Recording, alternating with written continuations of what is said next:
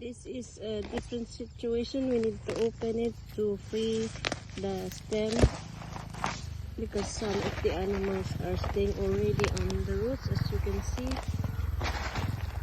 the house of the ants are already occupying the stem of the grapes, which is not good.